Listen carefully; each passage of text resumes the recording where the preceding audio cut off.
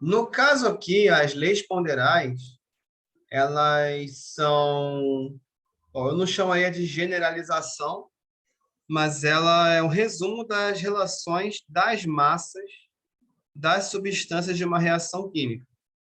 Ou seja, essas leis foram consideradas a partir de qual quantidade de massa nas reações químicas a gente utiliza. Ou seja, se a gente tem uma reação química pronta, de A mais B resultando em C e D, significa o quê? Significa que tem quantidades específicas a serem respeitadas aqui. Quantidades normalmente medidas em grama. Então, são duas leis principais. Primeira, lei da conservação da massa de Lavoisier, ou só lei de Lavoisier. Qual que é a ideia? Primeira regra para a lei de Lavoisier, o sistema precisa ser fechado. O que é um sistema fechado? É um sistema que não tem troca de matéria, ou seja, qualquer ambiente fechado. Então, panela fechada, garrafa fechada, onde a matéria não consiga sair nem entrar, basicamente. Tem troca de energia, mas não tem troca de matéria. Então, qualquer sistema fechado vai servir a lei de Lavoisier. Qual que é a ideia? Se a gente tem reagentes, que são as substâncias iniciais, e temos os produtos, que são as substâncias finais. Então, esse A mais B são as substâncias iniciais, essa seta é o caminho de reação, e C mais D são as substâncias finais ou os produtos. Qual que é a ideia de Lavoisier? Sempre que temos um ambiente fechado, a massa dos reagentes é igual à massa dos produtos. Ou seja, a massa, o total de massa que começa ou soma das massas dos reagentes tem que ser igual à soma das massas dos produtos. Sempre. Então, por exemplo, eu tenho uma reação química de A mais B formando C. E eu tenho A participando com 10 gramas e B participando com 20 gramas. Considerando que não há excesso na reação, ou seja, as quantidades já estão certas. Qual vai ser a massa de C? Aí vira uma equação de primeiro grau. Por quê? A massa dos reagentes tem que ser igual às massas dos produtos. Então, A mais B significa massa de A mais massa de B. A seta a gente troca por sinal de igual. É igual a massa de C. Então, a massa de C vai ser só somar as outras duas. Por que isso acontece? Porque no sistema fechado, as substâncias se alternam, mas a quantidade em massa ela se mantém a mesma, desde que o sistema seja fechado. Por que essa insistência com o sistema fechado? É porque algumas substâncias elas aparecem no estado gasoso. Se eu tiver um sistema aberto e um dos produtos for um gás, o gás vai escapar. E aí o registro de massa ele fica impreciso. Tá? Segunda lei, lei das proporções definidas de Proust. O que Proust percebeu em 1800? Ele percebeu que elementos que participam da composição de uma substância pura sempre apresentam uma proporção em massa. Então, não importa como a substância é formada, a sua composição química é sempre a mesma e a proporção de massa é a mesma. Por exemplo, eu vou obter ácido clorídrico, HCl, a partir de duas substâncias, Cl2 e H2. Originalmente, eu preciso de 71 gramas do Cl2, 2 gramas de H2, e vai resultar em 73 gramas de HCl. Por quê? Porque ele é o produto e ele é o único produto, então basta somar as massas dos reagentes, no caso de Lavoisier. O que está acontecendo aqui em relação à segunda experiência? 142 é o dobro de 71. Então, as quantidades de H2 e HCl proporcionalmente também serão o dobro. Então, se eu multiplicar por 2 a quantidade da primeira substância, eu tenho que multiplicar por 2 todas as outras. É por isso que essa lei é chamada de lei das proporções fixas. Então, se eu tenho uma reação química, na primeira experiência, eu posso usar só a lei de Lavoisier, sem problema. Mas se na segunda experiência eu tiver dobrado a quantidade de um deles, eu vou dobrar o restante. Se eu comparar a primeira experiência com a terceira, eu tenho 213 gramas de Cl2. O que isso significa? Que eu tripliquei em relação à primeira e é 50% maior que na segunda. Então, se eu tripliquei a quantidade em relação à primeira, então, para eu deduzir a quantidade de H2, eu tenho que triplicar a quantidade de H2. Então, 2 vezes 3, 6. E para deduzir a quantidade de HCl, eu preciso fazer o quê? Multiplicar por 3 também, para dar esse valor aqui. Então, basicamente, para usar a lei de Proust, precisamos de uma reação química pronta. Normalmente são utilizadas tabelas. Por quê? Porque vamos ter pelo menos 2 experiências diferentes. Não se usa a lei de Proust com uma experiência só. Lavoisier, sim, mas Proust não. Então, para usar a lei de Proust, eu preciso de pelo menos 2 experiências diferentes e perceber na segunda ou terceira experiência a proporção de quantidades. Você pega a mesma substância, verifica as quantidades. Pô, 142, aí você vai dividir, no caso. Você vai fazer 142 e vai dar a segunda experiência e vai dividir por 71, da mesma substância, na mesma vertical. Dá 2. Então, tem que multiplicar por 2 quem? A quantidade de hidrogênio e a quantidade de HCl, que é 73. É dessa forma que é feito. Muito bem, deixa eu ver o que mais está faltando. Ah, tá. Esse resultado meio é o seguinte. Esse resultado meio tem a ver com o fator de proporção. O que é o fator de proporção? No caso, é a questão da divisão entre as experiências. Se eu dividir a primeira pela segunda, qual que é o resultado? Eu não utilizo muito isso aqui não, tá? Mas é só fazer a regra de 3 direto. Se eu dividir 71 por 142, dá meio. Se eu dividir 2 por 4, dá meio. Então, é uma divisão. Nada demais. Essa terceira aqui já é mais importante. Lei das proporções múltiplas de Dalton. Qual é Dalton? Aquele mesmo do modelo atômico, tá? A contribuição dele não foi só para o primeiro modelo atômico estudado conhecido. Ele deu outra contribuição para a química, que é a seguinte questão.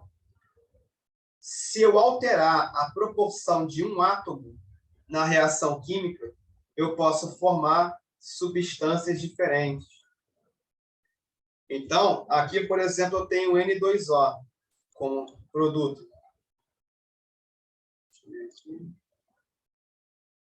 Então, por exemplo, o N2 ele vale 28 gramas, porque cada nitrogênio é 14. O que o Dalton fez? Ele, nas experiências, ele manteve a massa de nitrogênio, todos com 28 gramas. E ele alterou propositalmente as massas de oxigênio. Na primeira experiência, ele usou só 16, formou uma substância. Na segunda, ele colocou 64, formou outra.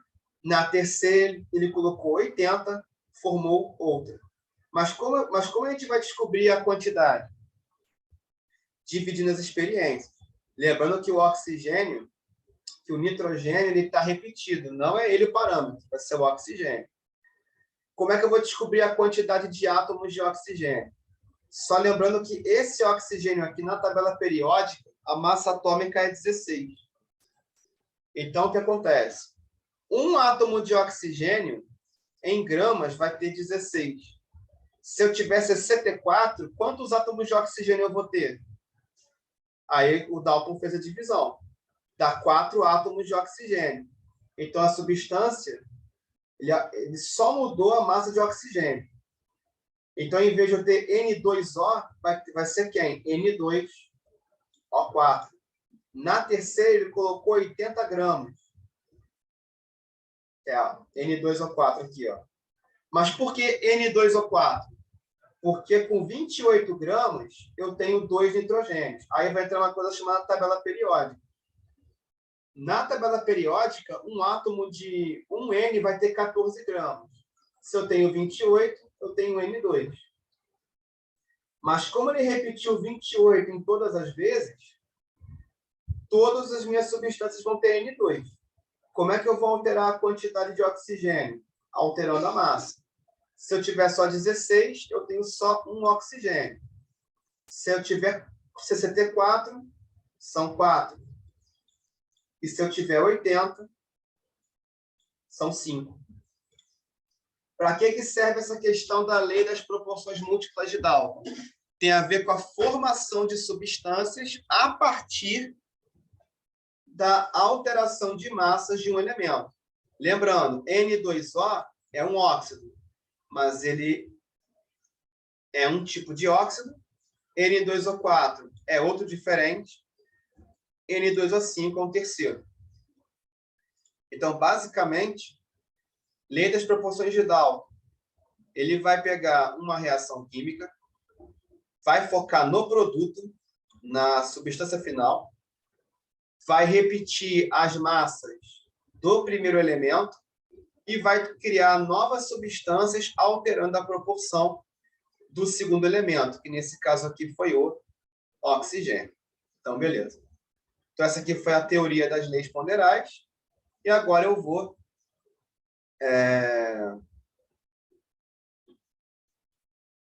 vou só fazer uma coisa. Eu vou passar aqui para vocês, fazer uma pausa aqui na gravação. Vamos lá. Então, vamos lá. No caso das leis ponderais, as principais são duas, tá? Lei de Lavoisier, que é a questão de uma experiência só. Massa total dos reagentes é igual à massa total dos produtos. E a segunda, no caso da lei de Proust, a gente utiliza para utilizar mais de uma experiência ao mesmo tempo. Aqui está falando de cálculo estequiométrico, que é para prever quantidades de reagentes ou produtos em uma reação química. No caso, a parte de química agora, eu vou começar a puxar um pouquinho para os cálculos, tá? A química geral, eu vou passar para os cálculos a partir de agora. Então, vamos lá, esse aqui é só o comecinho. Primeiro exercício de aplicação. Vamos lá. Aqui a gente tem os seguintes valores nas experiências 1, 2 e 3.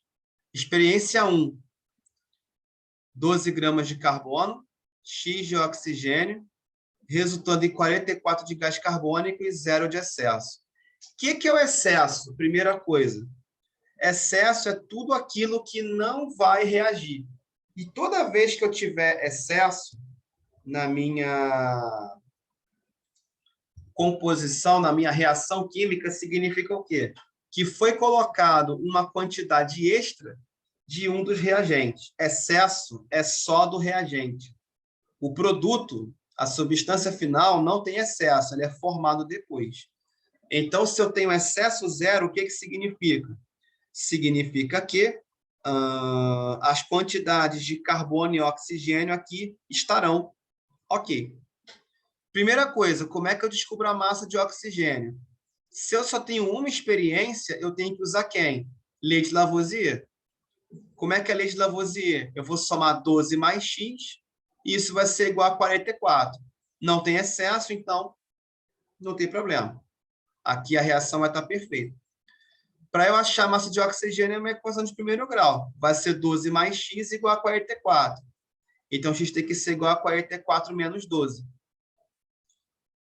32, né? Então, Quem for fazer a conta aqui vai encontrar x igual a 32. Vamos relembrar, x aqui tem valor de 32. Bom, na segunda experiência, eu também tenho excesso zero. Então, se eu tenho excesso zero, não houve erro na hora de fazer a reação química, na experiência 2. Onde tem excesso significa o quê? Que alguma quantidade original saiu errada. Vamos lá. Então, aqui eu vou ter Y, aqui eu já teria 32, e aqui eu tenho Z. Aqui já entra a lei de Proust. Aqui eu tenho 32, diminuindo para 8. Isso significa o quê? Que eu estou dividindo por 4, né? Porque para chegar em 8 é 32 divididos por 4. Essa proporção também pode ser feita dividindo, tá? Se a quantidade diminuir entre uma experiência e outra, significa o quê? Significa que eu estou dividindo. E se aumentar, eu estou multiplicando. Então, 32 para 8 é 32 divididos por 4. Então, o que isso significa? Que o y é 12, para achar y, basta fazer 12 e dividir por 4. Então, eu preciso ter 3 gramas de carbono aqui. Então, de 32 para 8, divisão por 4. De 12 para 3, divisão por 4. Pela lei de Proust, se eu encontrar uma proporção, que proporção é essa? Divisão por 4. Eu tenho que dividir entre a primeira e a segunda experiências, é sempre divisão por 4. Essa é a proporção. Dessa forma, o gás carbônico também sofrerá. A quantidade original também será dividida por 4. Vai ser 11, né? Então, na segunda experiência, eu vou ter 3 gramas de gás carbônico, já tinha 8 gramas de oxigênio, e vai totalizar 11 gramas de gás carbônico. E eu poderia chegar nesses 11 gramas de gás carbônico também pela lei de Lavoisier. Se eu tenho 3 gramas do primeiro com 8 gramas do segundo, somando vai dar 11. Então, quando o excesso é zero, as contas são um pouco mais simples. Se eu tenho K no excesso, na terceira experiência, significa o quê? Que provavelmente alguém errou a mão, ou na quantidade de carbono, ou na quantidade de oxigênio, e aí vai ter algum excesso de algum lugar. Então, eu estou suspeitando que seja o carbono quem está em excesso. Então, vamos dar uma olhada. Agora, na segunda experiência, eu tenho 8 gramas. De 8 para 64, é 8 vezes 8, né? Então, eu tenho que multiplicar entre a segunda e a terceira experiências, eu preciso qual fator? Multiplicação por 8. O y da questão deu 3. E 3 vezes 8 não são 25, são 24. Por que eu estou suspeitando do carbono? Porque o fator... Como é que encontra o fator? Verifica o que está acontecendo entre as experiências mais próximas. De 8 para 64 é multiplicação por 8. Então, se de 8 para 64 é multiplicação por 8, y valeu 3. É 3 vezes 8, 24. E o carbono tem quanto? 25. Quer dizer que eu acabei de achar o excesso. Acabei de achar o K. Porque o excesso é aquilo que não vai reagir de um dos participantes, de um dos reagentes. Então, se um dos elementos tem mais massa do que a lei de Proust está indicando, pela lei de Proust teria que ter 24 gramas. Aqui tem quantos? 25. Então, K é igual a 1 grama. Então, a quantidade real de carbono que vai reagir não são 25, são 24. E aqui vai ter 1 grama no lugar de K. E como é que eu acho o gás carbônico? Bom, você pode fazer por lei de Proust ou finalizar por lei de Lavoisier. Aqui vão reagir 24 gramas com 64. Vai dar 88. Então, vamos lá. Recapitulando, X são 32 gramas, Y são 3 gramas, Z são 11 gramas, W 88 gramas e K 1 grama, utilizando as duas leis. Vamos para a próxima. Durante uma aula de laboratório, um estudante queimou ao ar diferentes massas iniciais, MI, da esponja de ferro. Ao final de cada experimento, determinou também a massa final, também chamada de massa resultante, MF. Os resultados obtidos estão reunidos na tabela a seguir. Então, aqui nós temos 4 experiências e temos a massa inicial e a massa final em relação à queima da esponja de ferro. Queima é reação com gás oxigênio. Então, na prática, eu estou transformando ferro em ferrugem, a grosso modo. E aqui a relação MF-MI é a divisão da massa final pela massa inicial. Vocês vão ver que a variação da relação é muito pouca. Esses valores aqui se aproximam muito de quê? De 1,2. Praticamente não tem muita alteração. Vamos lá.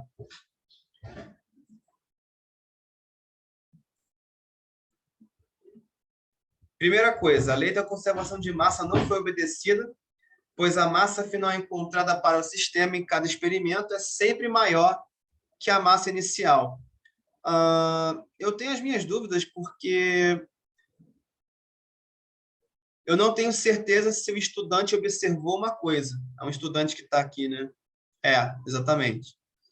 Porque, no caso, para queimar a esponja de ferro, eu preciso da participação do gás oxigênio. Se o estudante ele só pesou o ferro, se ele apenas pesou a esponja de ferro e não colocou em um sistema fechado, ele está desconsiderando a presença de gás oxigênio. Então, eu não consigo admitir que a primeira, pelo menos de início, seja que ela foi exatamente desrespeitada. Eu estou achando que ela não foi obedecida, não é por esse motivo exatamente. Ela não foi obedecida porque não foi calculado o peso do oxigênio antes.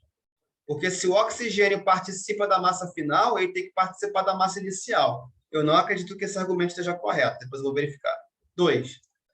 O aumento da massa, o aumento de massa ocorrendo em cada experimento se deve à transformação de energia em massa. Não. A 2 eu não vou considerar.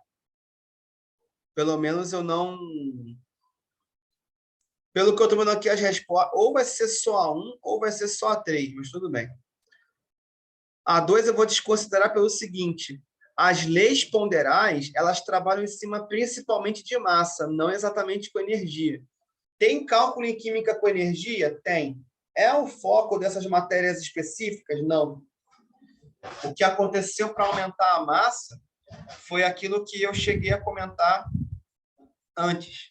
A reação química para transformar ferro em ferrugem envolve reação com gás oxigênio.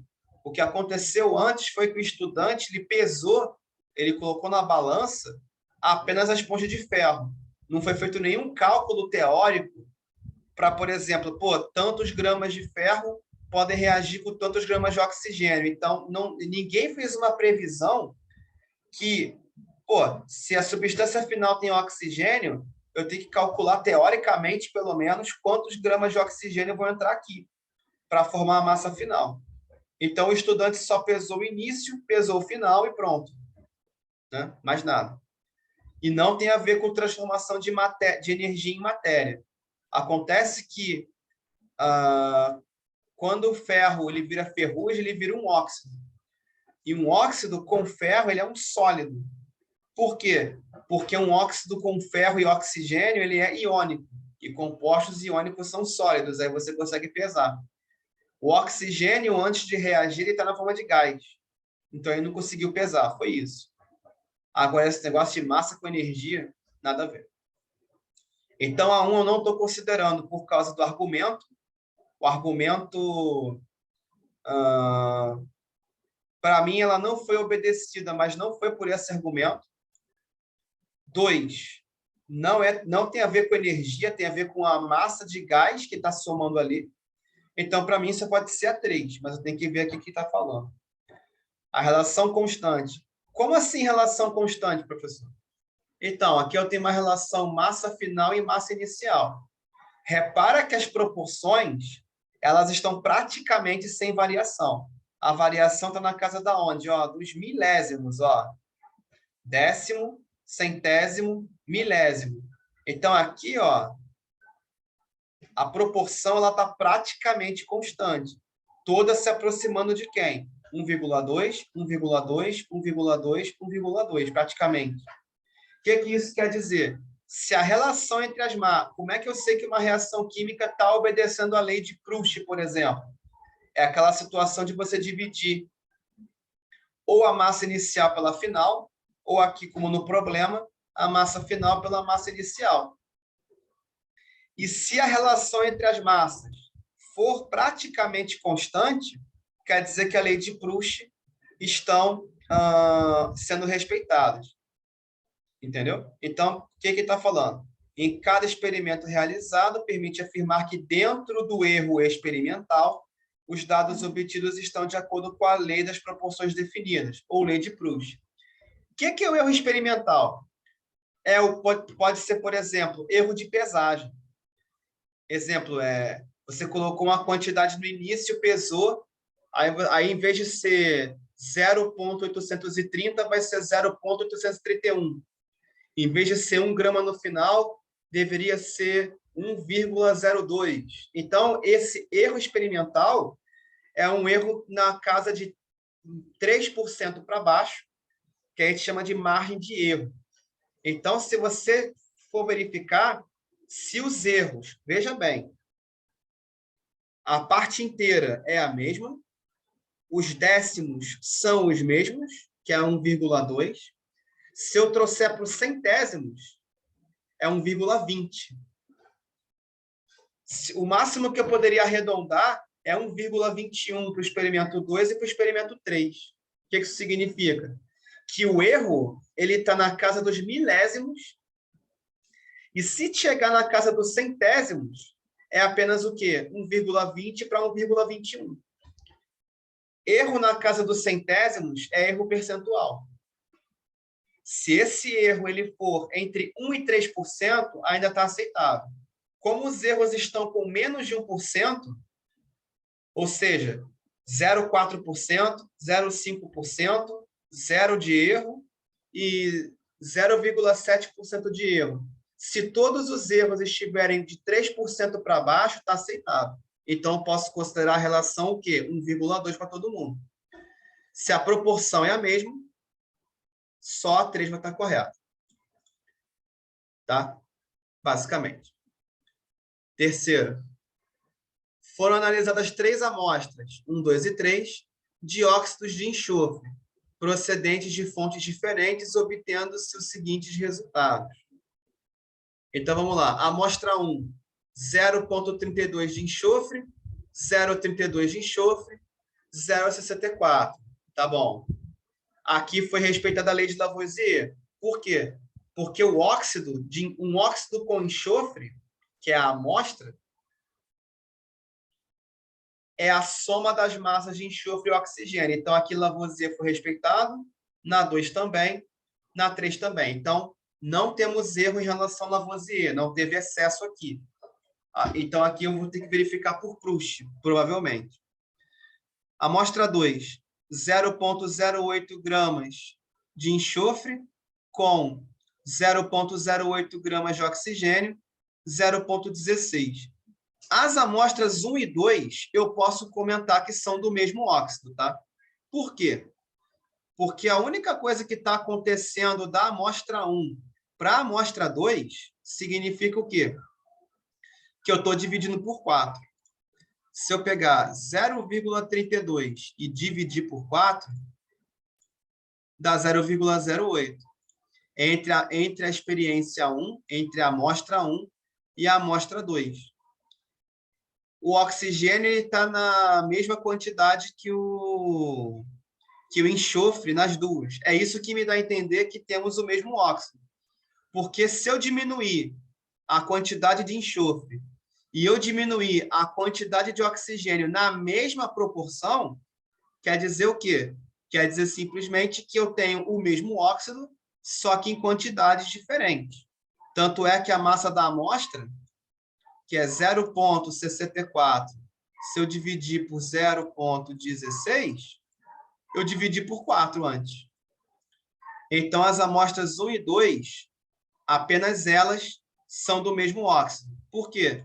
Porque as massas iniciais estão na experiência 1 e na experiência 2, tanto os elementos e a amostra estão sendo divididos pela mesma proporção.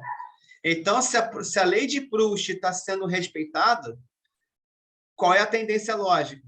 Que eu estou com as mesmas substâncias, porém, apenas mudando as quantidades em massa. Só isso. E mais nada. Tá? Agora, na experiência 3, vai dar ruim, quer dizer, vai ter outro resultado. Por quê? Porque o enxofre, da experiência 2 para a experiência 3, está sendo multiplicado por 4. O oxigênio está sendo multiplicado por 6.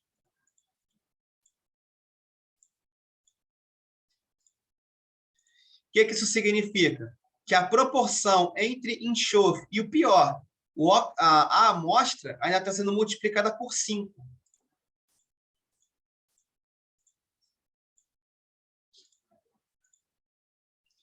Então, se eu tenho proporções diferentes entre as experiências, o que isso significa?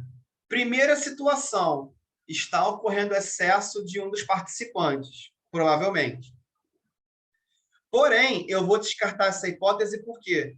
Porque se eu tivesse apenas excesso, aqui não apareceria 0,80, aqui apareceria 0,64 no produto.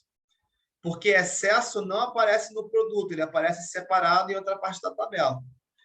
Então, se eu tenho proporções diferentes e o produto também tem proporção diferente, significa que não está havendo excesso, está havendo formação de nova substância. Então, o terceiro óxido, ele não vai ser o mesmo dos dois primeiros. Porque se fosse, a amostra 3 teria os mesmíssimos valores da amostra 1. Visto que a massa de enxofre entre a amostra 3 e a amostra 1 foi a mesma, exatamente a mesma. Logo, isso não vai acontecer. Então, na número 3, é essa aqui. Apenas as amostras 1 e 2 são do mesmo óxido. Vamos para 4. Com o objetivo de verificar a observância da lei de Proust, um estudante efetuou a relação entre ferro e oxigênio, obtendo os seguintes dados experimentais. Então, temos experimentos 1, 2 e 3, massa de ferro, massa de oxigênio e massa de óxido de ferro. Beleza. Verificando aqui Lavoisier, a primeira está certa, a segunda também, e a terceira também. Beleza. Então, essa tabela aqui é do primeiro estudante. O segundo estudante utilizou os mesmos reagentes e obteve os seguintes valores experimentais. 0,56 com 0,24, 0,80, Lavoisier está certo. 1,12 com 0,48 deu 1,60, tá. Lavoisier está sendo respeitado em todas. O negócio é Proust. Beleza. O que podemos observar a respeito do trabalho dos dois estudantes e da observância a referida à lei? Vamos lá. No caso aqui, ele quer verificar a lei de Proust. Para verificar a lei de Proust, é necessário que as proporções sejam exatamente as mesmas. O que eu vou fazer? Eu vou verificar a relação entre as massas. Se a proporção for a mesma, Proust está sendo respeitado. Basicamente, é isso que eu vou fazer. Vamos verificar as experiências 1 e 2. Se eu pegar o ferro, eu vou ter 5,6 da segunda, dividido por 2,8 da primeira.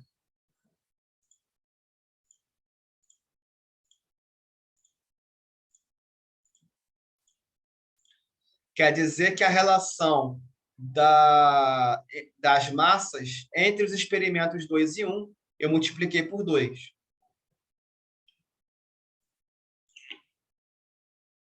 Deixa eu participar, cara. Aqui na segunda, ó, 1,6 divididos por 0,8. Multipliquei por 2. Então, 7,2 divididos por 3,6. Então, beleza, multipliquei por 2. Verificando 1 e 3, 8,4 divididos por 2,8. Multiplicação por 3. Então, eu tenho que multiplicar por 3 a primeira para a terceira.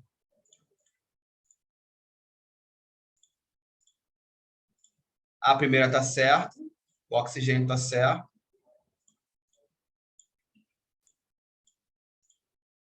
Então, o estudante 1 não errou em nada em relação à lei de Proust. Por quê? Porque da primeira experiência para a segunda, a proporção foi o quê? Multiplicar todos por 2. E da primeira para a terceira, seria o quê? Multiplicar todos por 3. E se alguém quisesse fazer da segunda para a terceira, nesse caso aqui, teria que fazer vezes 1,5. Que aí da segunda para a terceira, você vai multiplicar 1,5 por todo mundo. Então, por que o primeiro estudante respeitou a lei de Proust? Porque na hora de montar as reações, ele usou proporções fixas. Da primeira para a segunda, ele multiplicou todas as massas por 2. Da primeira para a terceira, ele multiplicou todas as massas por 3. Agora vamos ver o segundo estudante, se ele fez a mesma coisa. Ele multiplicou por 2 certinho. Da primeira para a segunda, eu consigo ver no óleo. Ele multiplicou por 2 todas as massas. Então, 1,12 é o dobro do primeiro, 0,48 é o dobro do segundo e 1,60 é o dobro do terceiro. Vamos ver aqui o próximo. 0,24 vezes 3 é 0,72, foi o que eu pensei. Da primeira para a terceira, eu tenho que multiplicar por 3. Isso aconteceu no oxigênio. Isso vai acontecer no óxido de ferro. Agora, não vejo acontecendo. Aliás, pode acontecer. Aliás, acontece sim.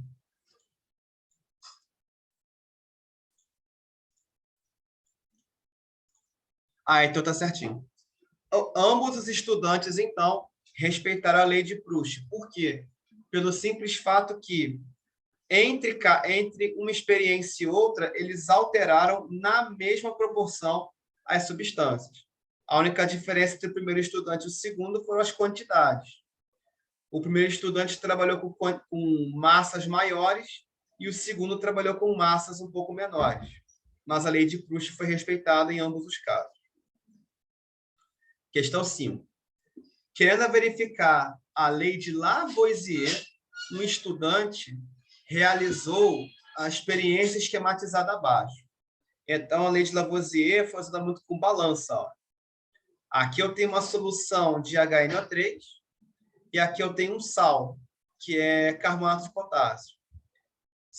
Claro que aqui na balança a experiência deve ter desconsiderado a massa das vidrarias, tá? Tem um mecanismo da balança chamado tara, que você pesa as vidrarias sem nada.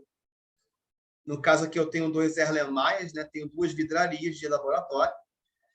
E aí, o que a gente faz na balança? Essa vidraria deu tantos gramas. A gente vai apertar até uma tecla específica na balança, que aí a balança vai desconsiderar essa massa quando colocarmos aqui os reagentes. Beleza. Então, esses 2 reagentes juntos deram 1.000 gramas, ou seja, 1 quilograma. Depois a gente vai fazer o quê? Transferir uma solução, então está na fase líquida, vai dissolver essa parte sólida aqui, vai reagir, e aqui eu tenho a solução final, com a reação já tendo sido feita, e aqui eu tenho Erlenmeyer vazio, ou vidraria vazia. Lembrando, para eu respeitar a reação química, eu tenho que desconsiderar a massa desses vidros, tá, na balança. Mas aí, estranhamente, o que aconteceu? A balança registrou menos massa do que no início. O que isso significa? Que a lei de Lavoisier foi desrespeitada. Então, alguma coisa de errado aqui aconteceu. Porque, segundo a lei de Lavoisier, se eu tenho 1.000 gramas para começar uma reação química, depois da reação química eu preciso ter 1.000 gramas. Então, vamos verificar o que aconteceu. Primeiro, então, já está bem, a balança é clara. A massa não se repete, as massas não se repetiram, lei de Lavoisier desrespeitada. Vamos ver os motivos. Primeiro motivo, a lei de Lavoisier só é válida nas condições normais de temperatura e pressão. Não. Condições normais de temperatura e pressão afetam gases, principalmente. E lei ponderal para gás não é lei de Lavoisier. Então, não. B. A lei de Lavoisier não é válida para reações não é válida para reações em solução aquosa. Nada a ver.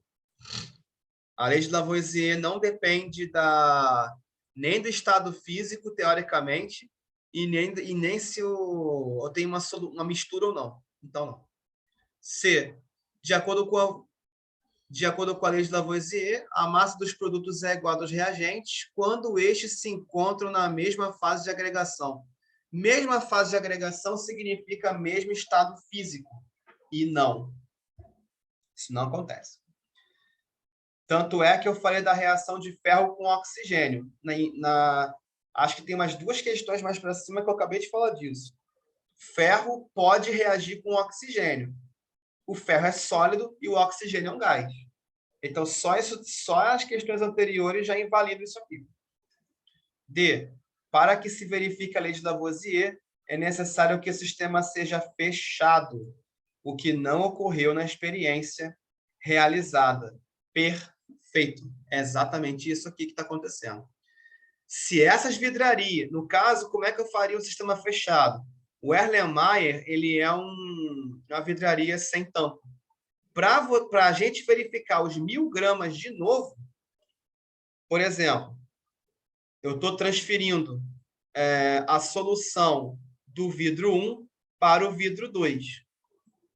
Para bater os 1.000 gramas de novo, eu deveria tampar o Erlenmeyer, deveria bloquear essa entrada aqui. Por quê? Se aqui eu perdi 5 gramas, desculpa, se aqui eu perdi 5 gramas, o que isso significa? Significa que 5 gramas de gás escaparam. Então, para impedir que o gás escape, eu tenho que fazer o quê? A reação química está agora só no vidro 1, beleza, o que eu vou fazer? Eu vou tampar esse vidro aqui. Para quê?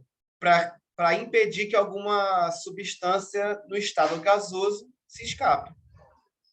Provavelmente aqui, se aqui eu tenho carbonato, o carbonato vai gerar gás carbônico. Então, 5 gramas aqui que escaparam foram de CO2. Então, primeiro critério para a regra principal, lei de Lavoisier, massa dos reagentes tem que ser igual à massa dos produtos, desde que, tem uma condicional, o sistema seja fechado. Não pode ter nada aberto, senão alguma substância no estado gasoso vai escapar. Então, na 5 só pode ser a letra D. 6. A transformação química. Iodeto de potássio mais nitrato de chumbo 2, resultando em nitrato de potássio e iodeto de chumbo 2.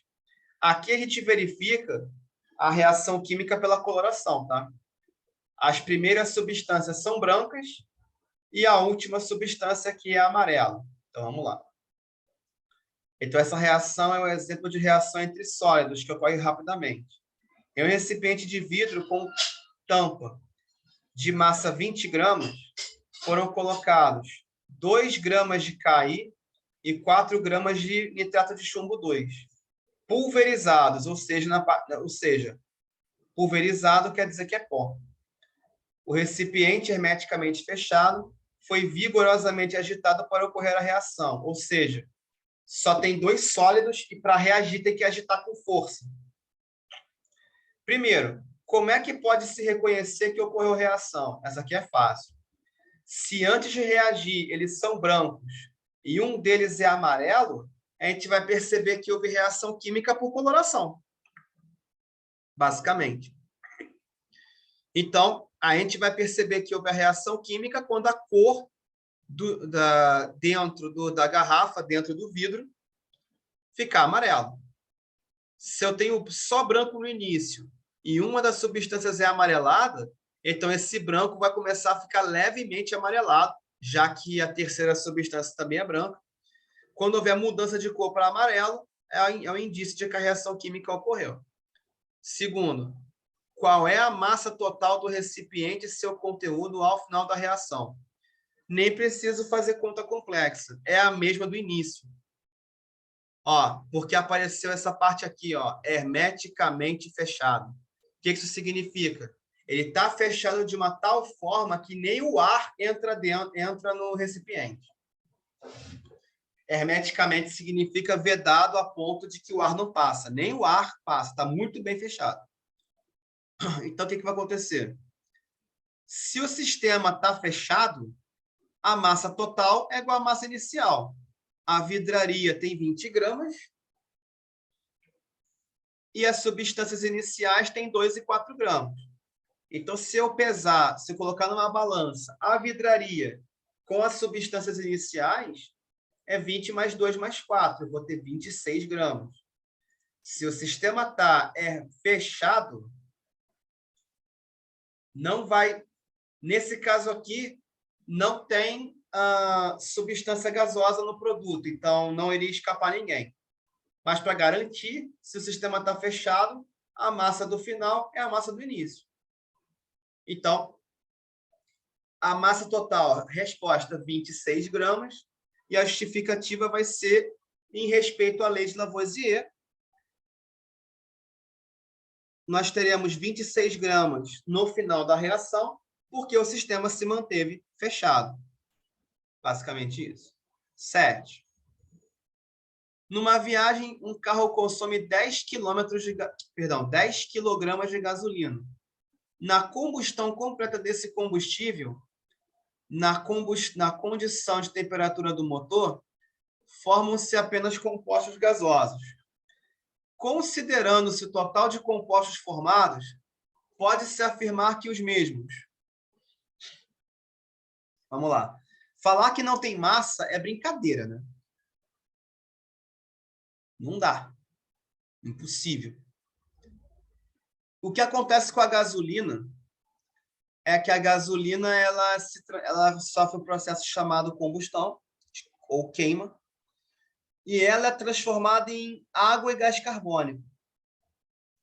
Aqui tem duas opções para verificar se tem uma situação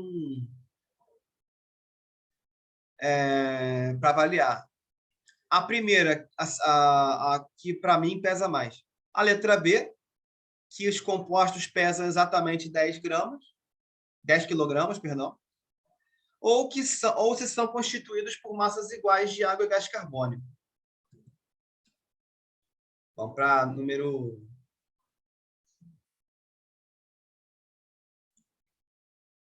foi o que eu pensei, letra E mesmo. Não, peraí, letra C? Realmente não tem... Foi o que eu pensei, eu viajei na letra E. Não tem como ser diferente disso, não. Porque é o seguinte, o motor, tecnicamente, ele é um espaço fechado.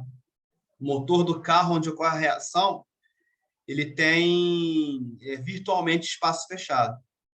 Então, se eu tenho 10 quilogramas de gasolina,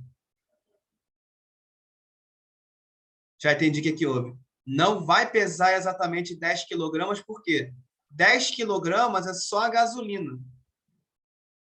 O motor ele tem que ter um pequeno espaço para entrar o quê? Oxigênio. Então, se eu somar a massa da gasolina com a massa do oxigênio, eles têm que pesar juntos mais de 10 quilogramas, tá? Porque gasolina é um dos reagentes. Não tem combustão sem combustível, que é a gasolina, e sem comburente, que é... O comburente, no caso, é o oxigênio. Então, quando eu somar a massa de CO2 e água, que são os produtos, eles vão dar mais de 10 quilogramas. Então, é a letra C mesmo. No caso aqui, eu estava sem querer desconsiderando o oxigênio. Se tem queima, tem que ter oxigênio. 8. Para fechar aqui. A queima de uma amostra de palha de aço produz o composto pulverulento de massa. Pulverulento, então, que pode ser transformado em pó. Então, se eu estou queimando palha de aço, significa que eu estou queimando ferro. Aço tem ferro. Se eu estou queimando, é uma combustão. Quer dizer que eu vou agregar... Lembrando que óxido de ferro ele é um sólido. E ele tem que ser mais pesado que o ferro original, porque o ferro está incorporando a massa do oxigênio. Então, a massa da amostra de palha de aço tem que ser maior que a massa original da palha de aço. No caso aqui da 9, eu tenho uma reação da mistura, 10 gramas de hidrogênio, 500 de cloro. Após a reação, constata-se a reação de 145 gramas de cloro remanescente, junto com o produto obtido. Se eu tenho cloro remanescente, isso é excesso, tá? Então, aqui não vão reagir 500 gramas, é 500 menos 145. Então, estão reagindo 355 gramas de cloro. Esse cloro remanescente é excesso. Então, se eu quiser saber a massa da substância formada, é só fazer o quê? É só, no caso, eu somar 10 com 355. Então, vai dar 365 gramas da substância formada. E agora sim, vamos fechar aqui nosso raciocínio na 10. Eu tenho 46 gramas de sódio, que reage com 32 gramas de oxigênio, formando peróxido de sódio. Eu quero saber quantos gramas são necessários para obter 156 gramas de peróxido. Então, aqui eu tenho duas leis, Lavoisier e Proust. Lavoisier eu vou usar para determinar a primeira massa de peróxido. Formando é um verbo, vem do verbo formar. Formar é o equivalente do verbo produzir em química. Então, eu poderia colocar aqui a palavra produzindo sem prejuízo ao significado. Ou seja, o peróxido de sódio é o produto. Como é que eu acho a massa dele? Somando as massas dos reagentes. Então, eu vou fazer 46 mais 32. 78. Então, esse peróxido aqui, de início, tem 78 gramas. A parte que entra a lei de Proust. Agora, ele passou a ter 156. Então, o que eu tenho que fazer? Eu tenho que fazer 156 divididos por 78. Quer dizer que a proporção de Proust que foi utilizada, eu multipliquei por 2. Da experiência 1 para a experiência 2, a proporção está vezes 2. Se eu quero saber quantos gramas de sódio eu vou encontrar, basta que eu multiplique 46 por 2. 92 gramas, letra E. Então, é isso que temos para hoje.